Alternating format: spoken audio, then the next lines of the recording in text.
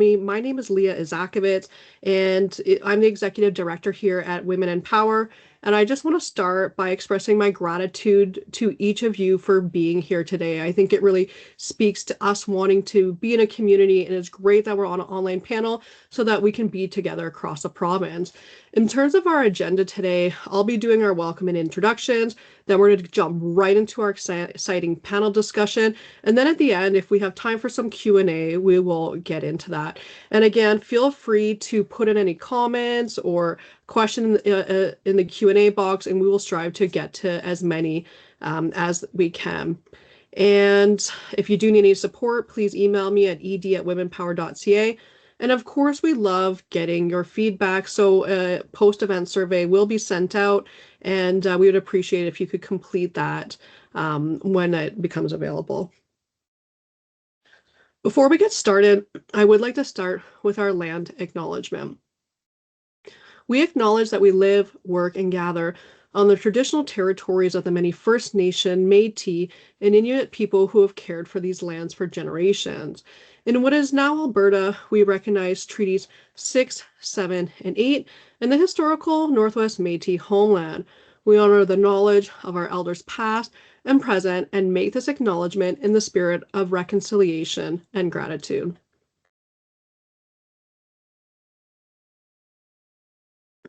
Before we dive into today's discussion, I do want to share a little bit with you about Women+Power. Women+Power was founded in 2020 and was established to create a diverse and inclusive power industry. We are a community dedicated to supporting women at all stages of their careers in or related to Alberta's power and energy industry. Excuse me, just have a little cold here. Our mission is simple yet powerful. We strive to amplify the careers of women, to help them break barriers through a range of initiatives, including our mentorship programs, networking event, technical series, and knowledge exchange opportunities, just like this online panel presentation that we're doing here today, so that we can bring people together in an accessible format across the province. If you're not already a member, please do sign up and follow us on social media to stay connected. And together, we can continue to drive change and shape the future of Alberta's power industry.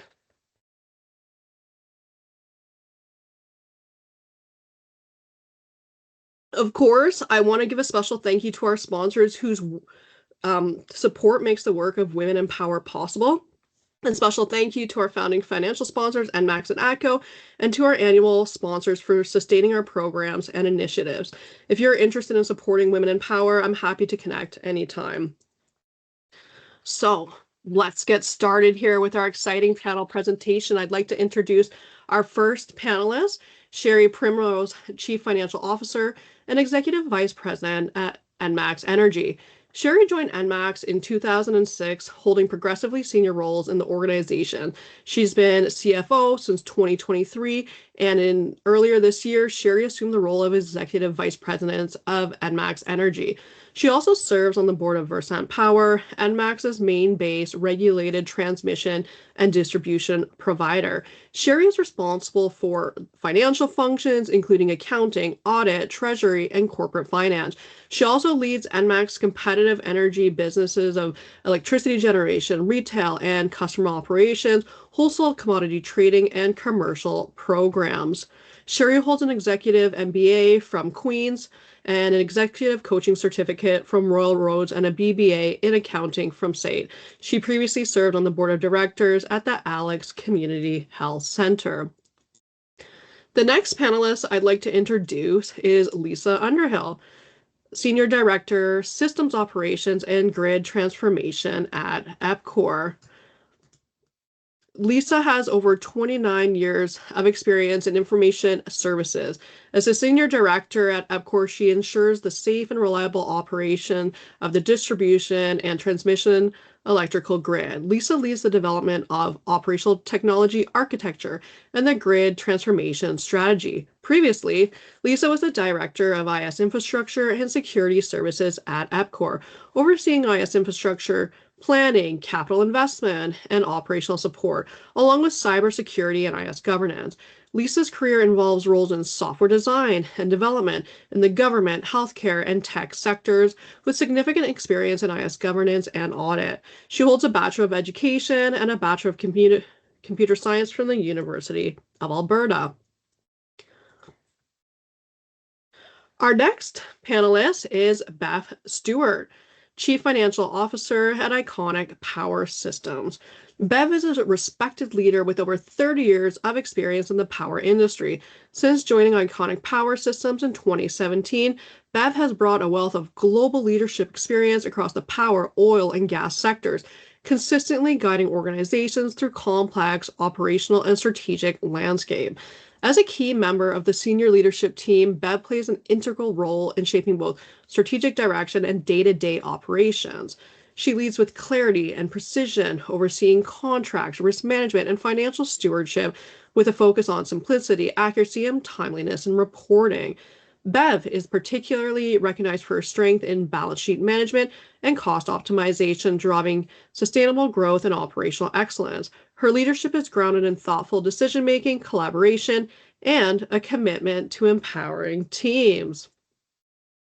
Next, I would like to introduce our moderator for today's panel and, of course, board member at Women+Power, Kristjana Kellgren, Executive Director Rates at the AUC.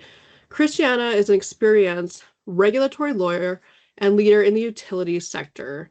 She's ED of the Rates Division at the Alberta Utilities Commission, where she leads a division of multidisciplinary professionals who supports the Commission's determinations of rate and tariff-related matters. Prior to joining the AUC, Kristjana worked as a lawyer in private practice with a particular focus on municipal, regulatory, and administrative law matters. Kristjana is passionate about creating an environment that provides opportunities for everyone to excel. She joined the Women+Power board in 2023 with the goal of contributing to our continued momentum and success. Wow, what an impressive group of women. I'm super excited to hand this over to Kristjana and get started. Thank you so much. Thanks very much, Leah, and welcome everyone. Thanks for joining us. You are going to have the benefit of hearing from three pretty impressive ladies today, and I'm sure you're going to find the discussion engaging, insightful, and not to oversell it or put too much pressure on our panelists, but dare I say inspiring. If our audience has any questions after the moderated discussion, we are going to try to leave a little bit of time at the end for Q&A. So keep them in your mind, throw them in the chat, and I will try to save some time at the end to get us there. But before we get started, I want to ask a few fun short snappers that maybe will help the audience get to know our panelists a little bit better. So I'm going to start with you, Sheri, and say, when you were younger, what did you tell people when you wanted to be when you grew up? I wanted to be a sports reporter. That was Not the thing. Utilities, not finance. No. Fantastic. Lisa, what about you? Okay, so I wanted to be a telephone repairman. So in grade 3, I went to a field trip to a telephone company and I was inspired. I used to take apart phones and hook them up. And in fact, if something mechanical went missing in our house, it was a good chance you would find me and it downstairs in my dad's workshop. So given the career I have, not too far off that dream. Fantastic. Thanks, Lisa. And Bev, over to you. I don't think I had any real career aspirations, but I do remember running around as a 6-year-old in my cowboy outfit, wanting to be the sheriff. And I never did get to that, but I do own a quarter horse, which I take trail riding. So that's about as close as I get to being a cowgirl. So I'm almost there. Almost there. Okay. And let's say today, if I were to ask you, what would you like to be when you grow up? Or put another way, in an alternative universe, if you weren't doing what you do now, what career could you see yourself having? Why don't we start with you, Bev? Oh, I'd like to be a vet. I should have been a vet when I was younger. I didn't take it up, the opportunity, and now my daughter is doing vet training, and I'm so jealous. She has the best job ever. So I'd love to have a redo. A bit old now, though. Bev, you and I had a chance to chat a bit last week, and you had mentioned you had some related experience coming up on the weekend. Maybe you can share a little bit about that. I do. This evening, my daughter and I are heading up to Wetaskiwin to volunteer with the Canadian Animal Task Force to do a spay-neuter clinic at one of the First Nation community centres there. So they anticipate we'll probably spay and neuter about 200 animals this weekend. My daughter gets to scrub in on the operation. I think I get to clean dog crates and walk dogs and feed them and stuff. So I'll have a great time, I'm sure. Well, thanks for the good work. Sheri, over to you. What do you want to be when you grow up? It's not a career, and maybe Bev could come stay with me sometimes because I would just like to live on a big piece of land and have a bunch of dogs. Have them run around. We can spay and neuter them, and just hang out with the dogs. Yeah. Love it. We're forming collaboration and partnerships as we go. Lisa, what about you? Okay, so this one's a complete fantasy, but I would say a spy. So I love reading spy novels and watching spy TV shows, especially anything British. But since I'm not a great liar and I have a real tell, I'd probably have to be back office. So I'd be a handler or maybe somebody on the cyber tech team, something like that. Fantastic. Lisa, sticking with you, what's something else other than being a closet spy, perhaps, that folks might find surprising about you? Probably that I was like extremely shy growing up. So the kind of kid that would rather hide in the boot room than answer a question. So even early in my career, I was very shy, and I liked working quietly behind a screen with headphones on. But what changed for me was I set little goals for myself. So asking questions like, I'll ask one question or offer one idea in a meeting, and over time I built confidence. So definitely not the person I used to be back in elementary school. Bev?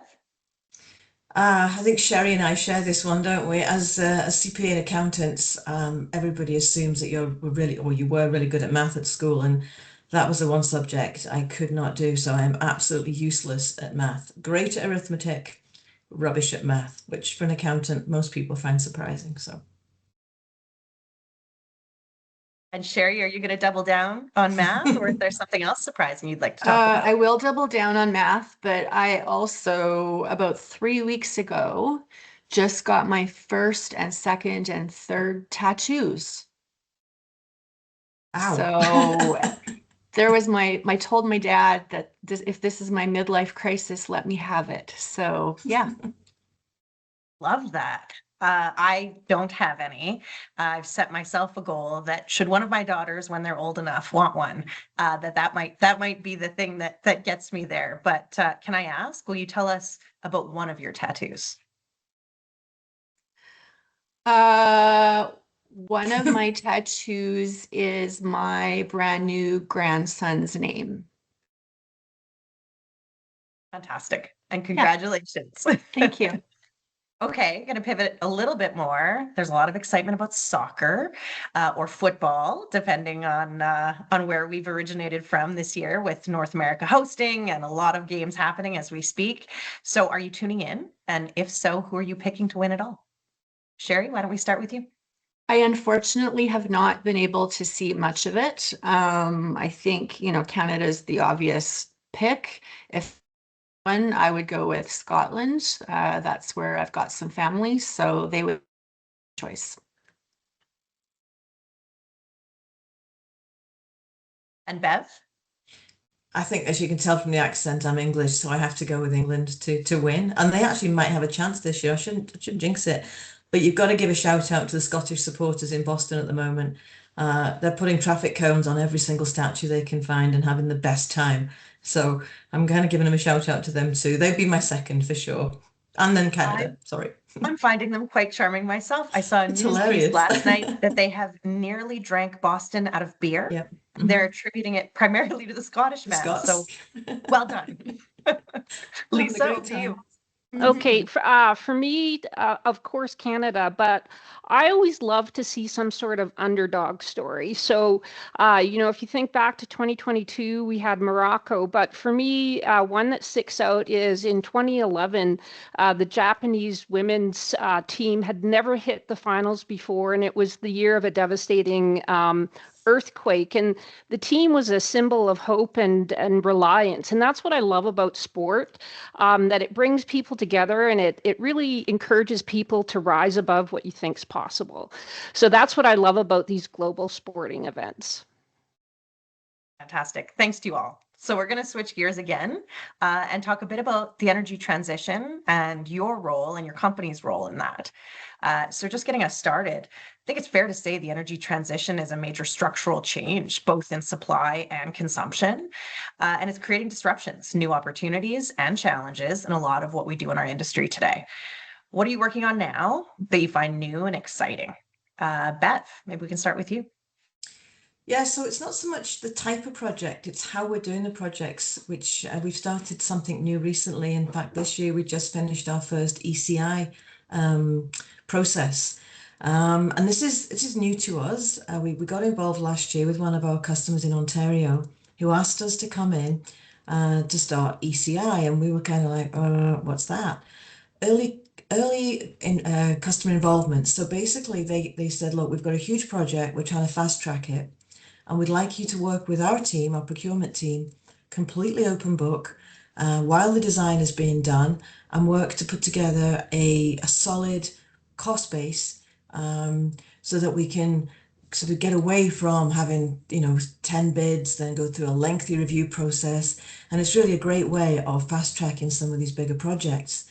Now we did that, started it last year, completed it this year. We're now going into construction in July, August time, subject to permitting. But it was a great way of getting everybody on the same page, open book.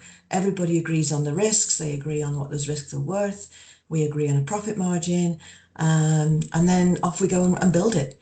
And it's probably taken 12 to 18 months off that entire process. So for some of the bigger projects that we're now trying to get built in Canada as a whole, we all know that there's a big incentive now from the government to build more and quick. And it was a really great way for us to experience that. And we're now trying to bring that process back to Alberta and perhaps persuade some of our other clients here, the big utilities, that this could be the way to go. So it was really interesting so far it's been a great success. That's great to hear. Thanks, Bev. I will say I'm always looking to add another acronym to to my book. So happy for that takeaway. I must get I think it's early customer involvement. Yeah, no, engagement. Yeah, one of those. But it just means that we get involved early, and it's very collaborative. Fantastic. So it was a great process. Wonderful. Lisa, over to you. Okay, what exciting are you working on? Okay, so what we're working on right now is a lot of our grid transformation demonstration projects. So at EPCOR, we spent the last 25 years building up a technology stack, and each one of the technologies that we put in over that time was powerful, but when they're integrated together, it really allows us to modernize our operations and prepare for the grid of the future. So right now we have 2 demonstration projects. The first is a virtual power plant.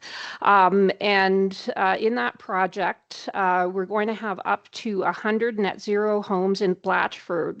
And these homes are turnkey net zero homes. So you walk into the house, it already has battery and solar in it. And what happens is we're working with an aggregator that's going to basically take all of these small distributed energy resources and coordinate and dispatch them.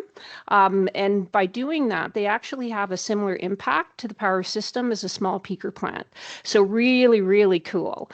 The other one that we're working on is a demand-side management pilot, and it's called Peak Rewards. And so eligible participants can sign up. And what happens is we have the ability to adjust cooling during peak demand periods, and that helps support a more resilient electrical grid.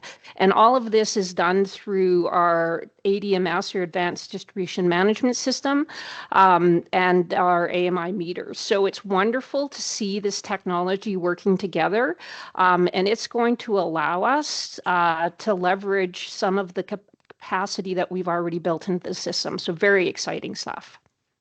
That is really exciting. And a bit of a theme, I would say, developing in the discussion around involving customers and providers early on, and maybe some more collaborative solutions to get where we need to go. Great work. Sheri, what are you working on? We're working on a lot of things that are similar to the things that Lisa just talked about. I would say the other thing that has changed within our organization in the last few years has been the more socialization around PPGR. So our folks that deal with government agencies, the ISO, the AUC, all of those things used to sit kind of in a back room and they did their thing and the organization didn't really know what was going on. And with all of the things happening now with the energy transition around congestion and management of the grid and reliability and all of those topics, there's really been a need to get the organization to be more informed about what's going on and to have our competitive side of the business and our regulated side of the business really talking to each other. And so as an example, we hold monthly workshops where those teams get together and talk through different things that they're working through. And we've seen stakeholder engagement, particularly from the ISO and from our partners at the provincial and federal government, really become a lot more often. We were at the ISO yesterday morning, and just having discussions about the future and congestion management and grid management so that we're all working together to come up with solutions. If we don't do that, the cost of all of these things is going to become really problematic for customers. So that's been really good to see and something that we've really been working on lately. That's fantastic. I am a big proponent myself of open conversations and relationships driving positive outcomes. So I hope you can add the AUC to your list, Sheri, in the future, and look forward to collaborative discussions. But let's talk about change for a second. There is a lot going on in Alberta, in our industry, and sometimes change can be scary. Or can be perceived as an obstacle. And I'm wondering if you can talk a bit about a challenge or an obstacle or perceived obstacle your organization has faced in the transition to date, and how did you lead through it? Why don't we start with you, Lisa? Okay, so given my background in IT, I'm pretty used to change.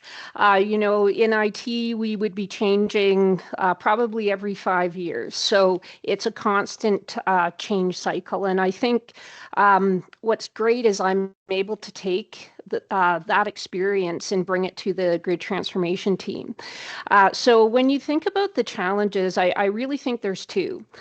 The first one is there's a worry of picking the wrong lane. So if you think, and I'm going to age myself here, Betamax versus VHS, everyone really worries, especially in the technology space or the non-wire solution, that we're not going to focus on the right technology or the right solution. So that's number one. And so because of that, people are afraid to take a chance or move forward.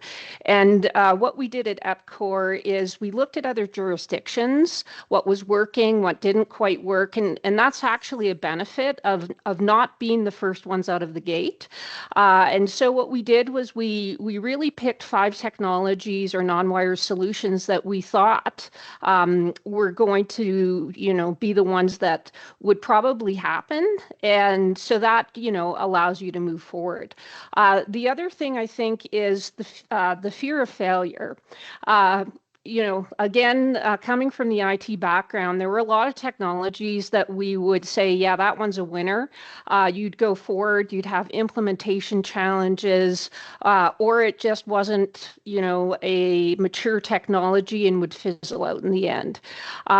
And really what you have to do is not really think of it as a failure. I always think of them kind of like science experiments. If it doesn't go the way you thought, or you did choose the wrong technology, you just have to sit back and think about, what did I learn from that? How can I leverage that in the future?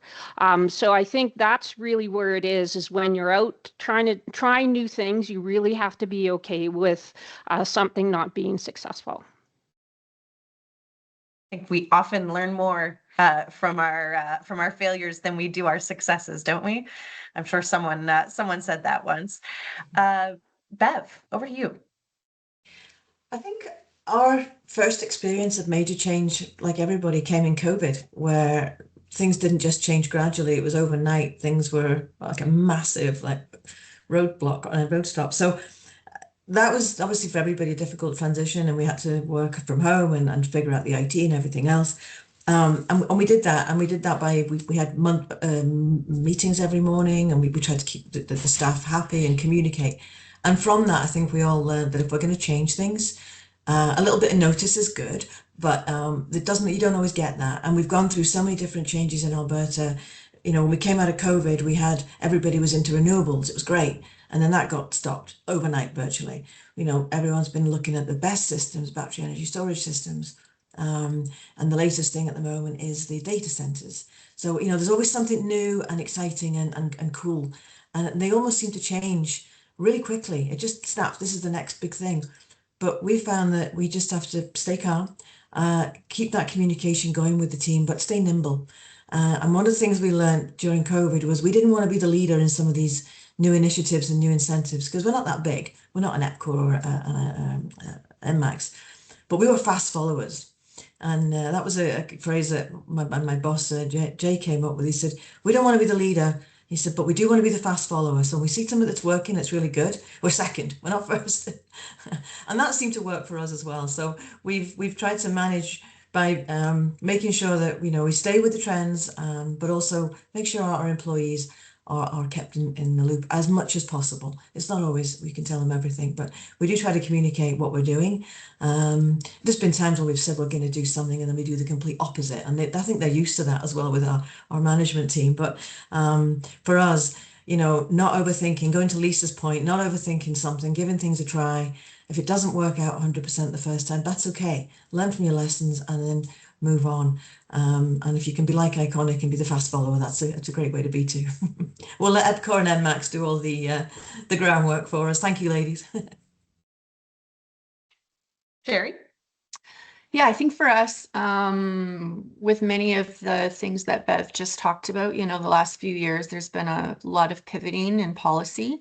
Renewables were hot, data centers are hot, CCUS was hot. There's a bunch of things that have been happening, and we really found ourselves reacting to some of the policy decisions that were happening, and that wasn't going well for us. So in 2023, early 2024, we really took a step back and revisited our strategy. And ended up developing a strategy where we are going to be our growth is going to be focused on the regulated side of the business as opposed to the competitive side of the business. We were really struggling with even making investment decisions and where to put our money. And the changes in the environment, the external environment, were leading us to become more risky than we really wanted to be. So we took a step back, looked at strategy, involved all of our senior leaders, spent a bunch of time as an executive team, involved our board, set the strategy to become more regulated. And then we could really start working through the organization and what that means in terms of focus. And that really helped us manage the change that's going on. You can't control what's going on outside of your walls, but you can control how reactive you're going to be. And that was one of the things that we've done in the last few years that really helped the organization get focused. Thanks, Sheri. And what are you excited about for the future? I'm actually really excited. Lisa will be happy to hear this. I'm super excited about technology. So there's just so many things that are happening so quickly. And we have our first foray into AI land has really been in our customer call center. It was an area that we focused on last year, and we're able to do some really cool things in our customer call center to help with customer interactions and take some work away from some folks that could then work on other things. And, you know, I think technology is tricky because you start investing in one thing and then there's another new thing and another new thing. So you have to do it properly. So we've gotten some help while we're looking at things like that. But that's one of the things that I'm really excited about is what's coming in, what it can do for you is pretty amazing, and harnessing some of the things that are going to be available to us in the near future. Bev, what are you excited about? Or what are you looking to follow fastly? I would echo Sheri. We're starting to implement some AI solutions and improve our processes, take away some of that monotony. And what we're finding, like you said, every day there's something better and different coming out. So it's really interesting, and it's amazing what it can do. But on the other side of that, all this AI requires data centers, and that's our industry is helping build them. So I encourage everybody to use AI so that we can continue to construct them. It's been great for us. So thank you. And this will be a surprise, but I am also very excited about leveraging technology. What I think is really cool is that we're going to be able to take technology and leverage and optimize the use of the assets that we already have. So we saw this a lot with phone companies and internet providers. And what happens is it becomes a win-win-win. So customers win on affordability. In the utilities sense, we're going to be able to manage our peak demand in a more flexible and novel way. And the market wins because we get more out of the system. I just love that. Like whenever, like a lot of people, and especially in the background that I come from, you put in technology because it's cool. But when you can actually apply it and make a difference to a community or a society, that to me is very exciting. Absolutely. Thanks, Lisa. Bev, back over to you. I'm wondering if you can talk a little bit, maybe the other side of the coin, an obstacle you see in the future that needs to be addressed for us to successfully navigate this transition. Or if you could wave your magic wand, what would you use it to change? I think one of my pet peeves at the moment is our lack of skilled trades. There seems to be amongst most people a stigma about being a tradesperson. You know, we have to really do a better job at removing that stigma, encouraging the young folks to enter the trades, even the older folks enter the trades. There's some amazing opportunities there for people to develop their skills. And I really wish that we had a better a better social view on being a tradesperson rather than every kid coming out of school thinking they have to go to university. And I think we're going to be physically restricted in how much we can construct in future years if we don't have the young tradespeople coming through the ranks, because we're seeing it more increasingly difficult to encourage them. And we're doing a lot. We have an in-house apprentice mentor manager. All he does is look after our apprentices, go to school fairs, encourage young people to come into the trades. And he's awesome. He's a great guy. And, you know, it's a tough job. And that to me is our biggest obstacle, I think, is actually having the people to build all this infrastructure that we need. Sheri, what do you think? I am worried about customer affordability, I think is one of the things that just seems to be something that's going to be very difficult to constrain.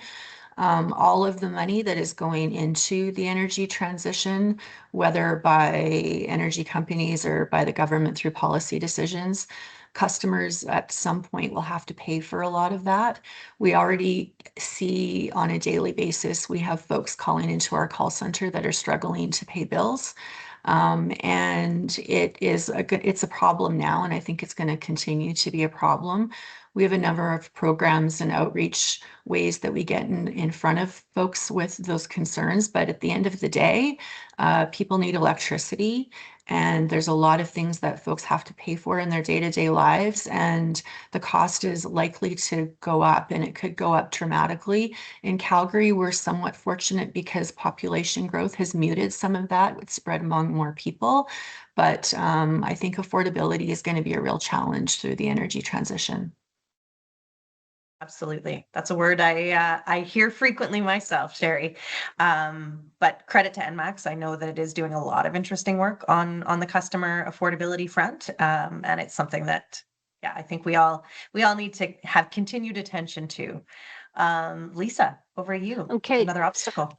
An obstacle is that policy and regulation often lag innovation.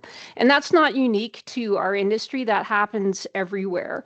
And so the risk really is that uncertainty slows us down. So if there was one thing that I would change, it would really be our mindset. We have to be willing to move forward with demonstration projects and innovation. and wait for policy to catch up. Oftentimes, we can't imagine what the future would be. I know right now we're trying to figure out the order of operations, and it would be great if we had a way to not only test out the technology, but also look at, how would we make sure that we understand how we would need to change our policy, how we would need to change regulations. There was a workshop done a couple of weeks ago, and it was with the UK and their demand flexibility services. And it took them 7 years from the time they decided that they, wanted to put in demand flexibility services to go live. When you think about how fast things are changing, if we wait 7 years to think about what we need to do to innovate, it might, that might be a little too long. So it's going to be a little bit messy, and we have to be okay with that. So maybe with some technology, some more collaborative discussions and meetings, we can get there in a shorter time frame than 7 years. Okay, why don't we move on to a different but related topic? And I'd like to talk about your roles as leaders and your experience as female professionals in our sector and in some perhaps non-traditional roles. So I'm going to start off and say it strikes me that each of our panelists comes from an educational background or has worked in a sector that might be considered stereotypically male-dominated, like IT, finance. And I'm wondering if you could share a little bit about your experience in this regard.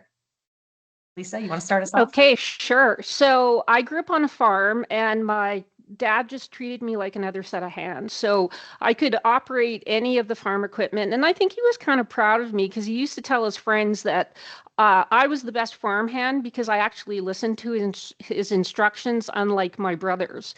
So I really never thought gender was a barrier to do anything. Like I was just another, pair of hands.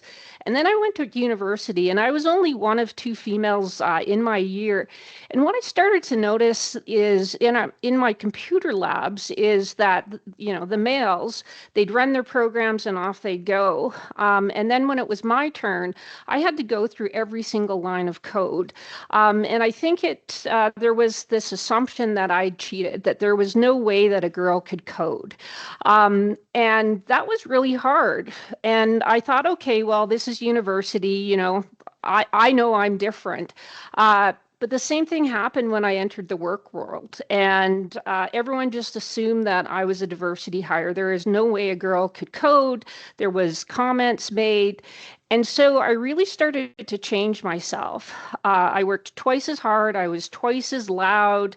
I basically removed any type of gender signal. So no makeup, no dresses, no colors, no emotions. And so what ended up happening is I ended up leaving myself in the car. So I'd come to work, I'd kind of park Lisa in the parking lot, I'd walk in, I was this person who I really wasn't, and I think it really affected me because I wasn't authentic. This is not sustainable to do.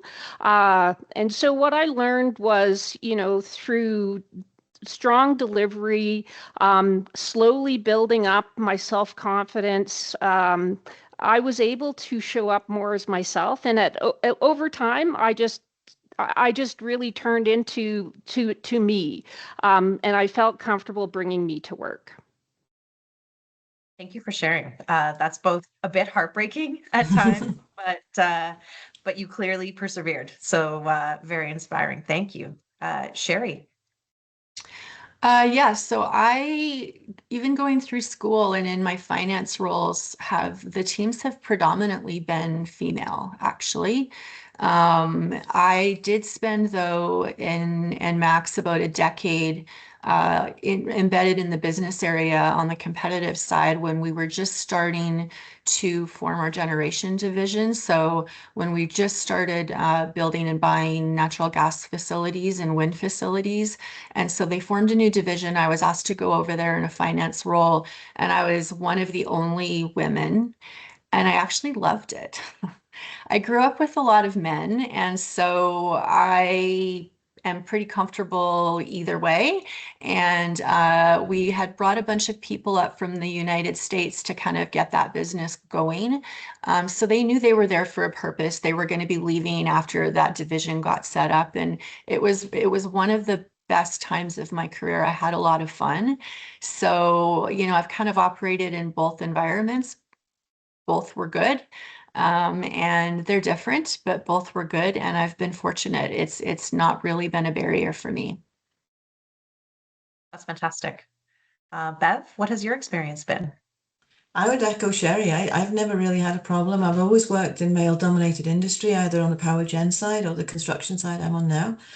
And I've, like Sheri, I've had a lot of fun with it. It's not been a problem. You do find that people will assume certain things because of your gender, which is fine. I used to be in charge of HR, when I worked in the UK, and I was negotiating with the unions there. And they're pretty tough. And there's some pretty hard negotiations and discussions that take place. So as a male, you can be quite tough back, and you're just a hard guy. He's great. But if you're a female, all of a sudden, you're something else. And one union leader referred to me one time behind my back as the Rottweiler with lipstick, which I was thinking, oh, that's not very nice. But now I own a Rottweiler, and I can tell you they are the sweetest, gorgeous, gentle dogs on the planet, and I would now take that as a massive compliment. So it's funny how things work out. But no, I'd echo Sheri. I've not had many issues. There's been some times when, when I first became a manager, I was excluded from the management meeting because it was male dominated, and they didn't want me offended if somebody used a swear word. And it took me 6 months to assure them that would be okay. I wouldn't be offended. Well, the guys can't be guys if there's a woman in the room. Yeah, they can. So once you get past that, then, there's not been any issues really since. So you just have to go with it, really. I'm laughing at the last comment because I was once accused by a group of senior male partners at the firm I used to work at being the reason why their language was more foul than it had been. So back to stereotypes, and maybe we need to just dispense of more of them across the board. Totally. So I'm delighted to share that in getting to know these panelists in preparation for this session, that it came out that 2 out of 3 of the companies are organizations where more than 50% of the senior leadership is female, which is pretty darn cool. And not to pick on the other organization, because I know under her leadership they're working to even out those numbers. But for me, this made me think of a somewhat controversial statement by the late great Honorable Justice Ruth Bader Ginsburg, who had said in response to being asked, when will there be enough women on the Supreme Court? She said, when they are 9, which of course meant when they're all female. And, that landed differently for different folks. And I don't think we're proposing anything so drastic today. But I'm curious if you can tell us about your respective perspectives on diversity in your organizations and our industry. What are we doing right? And where do you think we have room to improve? Sheri, maybe we can start with you. Sure. I am fortunate to work for one of those organizations. So at ENMAX right now, the executive team has 5 women and 2 men. And we feel sorry for the men sometimes because it probably goes the other way. They end up in the middle of conversations. You can see they wish they were not there, but they're there. And I think what we've done right is we are hiring just absolutely brilliant, curious, well-rounded human beings. And right now, 5 of them happen to be women and 2 of them happen to be men. And, I think that I was actually talking to one of my colleagues yesterday, and aside from some of us have more in common with the men than we do with each other. And there's a lot of sides to diversity. It's not necessarily just women and men. I think that, as we go down in the organization, deeper down in the organization, there's still work to do. Where we have large groups of trades folks, those are predominantly male, and there's work underway to help females get into that industry, because there is going to be labor shortages in some of those jobs, and women can step in and do some of that work. But I think that ENMAX has done a good job in the last decade, probably, of focusing on looking around and seeing what the state of the nation is. And right now it's predominantly women in the executive team, but it's, I think it kind of can go the other way and maybe come back, and it's hiring people that are going to come in and do a great job. And it doesn't really matter whether that's a man or a woman. And we're lucky to work really well together as a team. Amen. That's fantastic. Thank you, Sheri. Lisa, thoughts? So I'm also another of the organizations on our electricity leadership team, same split, 5 females and 2 males. And I think there's 2 things that EPCOR has done very well. I think flexibility is huge. And whether you're female or male, having the flexibility to take care of family, not feeling this rush to be at the work, at your office at a certain time, or go, have to leave at a certain time. I think that it does allow people to make sure that when they do come to work, they're focused, they're not worried, and that's wonderful. The other thing is we have a great mentorship program, and I think when you think about, and I'm going to talk from an IT standpoint, one of the reasons that we don't see a lot of women going into IT is they don't have mentors. They don't see themselves in this role. And we've got a really great mentorship program. We have a formal resource group called Her Story that has grown over the years, where women can come and hear stories. I think that's really huge, because a lot of times you have this idea that you have to do it all. I think similar to Sheri, as you go down in the organization, there are still some things that we're working through, but we're definitely I think we've definitely seen huge strides over the last, 5-10 years. Beth? So it doesn't take a genius to work out our organization is the one that is not. Got the high proportion of female leadership. I think there's 8 of us in our senior leadership team, and there's 1 female. But in terms of changing that in the future, I was thinking about this earlier. And it occurred to me that about in fact, more than half of our leadership team are ex-trades guys. They're either journeyman PLTs or power line transmission techs, or they're from the civil earthworks background. There's only 3 of us that didn't actually come out of a field background. And that got me thinking, that's great. I love to see progression, especially, as I said earlier, people can progress from trades into senior leadership roles. I love it. Our problem is we don't have enough girls in the trades at the moment, and that's another thing we'd like to change, is encouraging more females into the trades so that they can progress up as well as the guys can. And in the future, maybe we'll have 5 trades ladies in charge of Iconic and 3 guys. And I'll feel very sorry for those guys when that happens, trust me, because it'll be a bad situation for them. But no, that would be my only thing, is that we need to get more ladies in the trades. There's lots of jobs there for them. They don't have to be big strapping, hockey players to come and pull cable for us. But we just need to encourage the younger girls that it's a great opportunity for them, and encourage them in, and then we can potentially make them the CEO in a few years' time. Absolutely. I think we have another theme developing around getting more people overall, more excellent people, and more women into trades, because the future is bright and busy on that score. So Lisa, you mentioned having it all. And I will say that I'm listening to an audiobook right now with that title, Having It All. It's written by a gender economist. I didn't know that was such a thing until recently.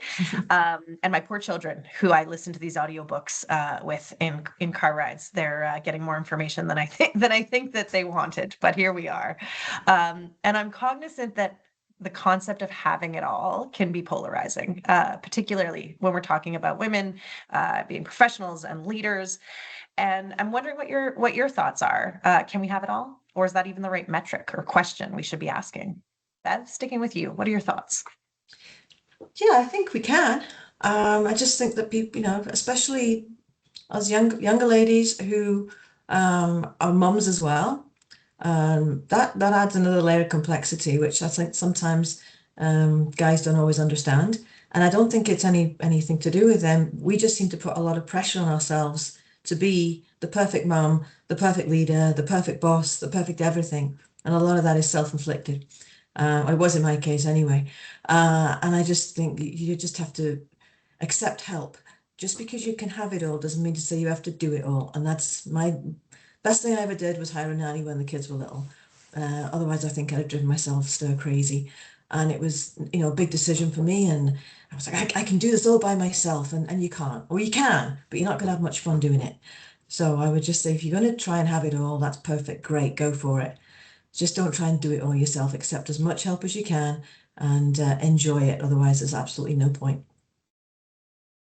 Bev, I'm hoping we can collaborate with you and Iconic at Women+Power and come up with T-shirts, because that's something that I think we all need to tell ourselves more often. Yeah. Thank Go you. easy on yourself. Right? So, Sheri, over to you. Thoughts? Yeah, I love what Bev just said. And I think the only thing I would add is that you can have it all, but you can't have it all at the same time.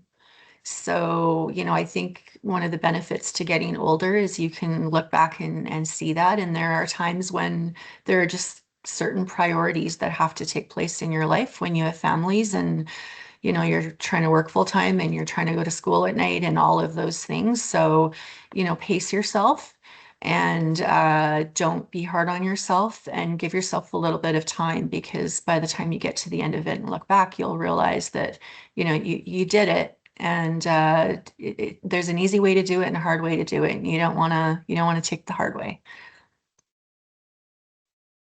Thank you. Lisa? Okay, for me, I think it really is about what does it mean to have it all. So if I was, when I think about it in the context of my mom. Having it all would be having the perfect Martha Stewart house, would be, entertaining, your children are dressed wonderfully, but that may not be what having it all is to everybody. For me, it's, I love to cycle. I love to garden. And so when I think about having it all, it really is about doing the things that I like to do and outsourcing the things that maybe not be, something I love to do. So getting the extra help. And I think that's the question, is not to try to recreate what our moms thought having it all was about, but really, what does it mean right now as a woman to have it all for yourself? When I don't want to feel bad about myself, I try not to look at my linen closet, because something my mom valued, that probably still does value, a disproportionate amount, is a very neat and tidy linen closet. And so I look at mine, which is neither neat nor tidy. Frankly, if I've gotten the laundry folded and into a cupboard somewhere, I've won for the day. So I try not to look. I try not to measure myself by all of my mother's standards, for sure. So just a shout out to our audience members. If you did want to jump in with any Q&A, we do have a couple of minutes left. And in the absence of any questions from our audience, I am going to go back to our panelists and say, if you could provide our audience with one takeaway from today's session, what would it be? Bev, can you get us started? I think I'm just going to reiterate, what I said before, is go easy on yourselves and don't put too much pressure on it. But at the same time, I've been in a minority leadership most of my life because it's always been male dominated. And I used to, when I was younger, get a little bit nervous about voicing an opinion because it was so different to that of my peers.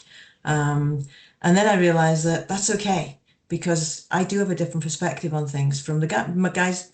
Ladies and gents have different perspectives on things. It's just the way we see stuff. But I learned not to apologize either to myself or them for being different or having different ideas, because it doesn't mean to say you're wrong. So my takeaway for everybody would be just, don't worry about being in a minority for whatever reason that is. A different perspective is always valuable, and it does get other people thinking. So be confident and be proud of what you are. Fantastic. Thanks, Bev. Some of that, and in particular, trying not to apologize as much as sometimes we do, was advice I heard another very impressive woman tell an audience once, which was Dawn Farrell. So for those of you that have known Dawn Farrell, she's been in our sector for a number of years and is now part of the Major Projects Office. And she had pretty strong views that women should not apologize as much as they do. For sure.